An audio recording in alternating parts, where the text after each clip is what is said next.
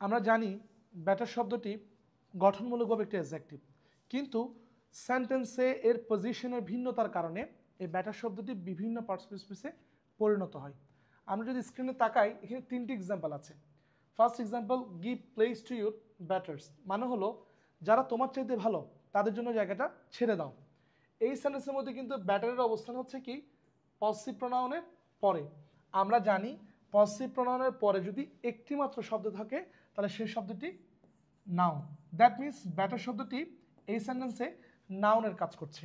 Second example, I think yours is batter plan, আমার আমার মনে হয় তোমার প্ল্যানটা আসলে অধিকতর উত্তম। এই সেন্টেন্সের মধ্যে কিন্তু প্ল্যান শব্দটির আগে ব্যাটার শব্দটি ব্যবহৃত হয়েছে, তাহলে ব্যাটার শব্দটি এখানে অ্যাডজেক্টিভের কাজ করেছে। থার্ড এক্সাম্পল আমরা দেখতে পাচ্ছি, আই নো হিম ব্যাটার, এই সেন্টেন্সে ব্যাটার শব্দ হলো অ্যাডভার্ব। কারণ আমাদের মনে রাখতে হবে ট্রানজিটিভ ভার্বের পরে যদি ট্রানজিটিভ ভার্বের অবজেক্টের পরে কোনো শব্দ যদি ওই ভার্বকে মডিফাই করে তাহলে ওই শব্দটি হলো অ্যাডভার্ব। আই নো হিম, আমি তাকে জানি। আমি তাকে কেমন জানি? আমি তাকে অনেক ভালো করে জানি। I know him batter.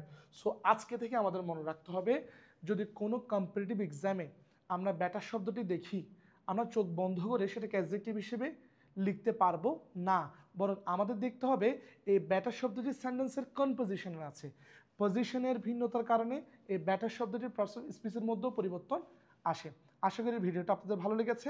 ভালো থাকবেন, সুস্থ থাকবেন। আল্লাহ হাফিজ।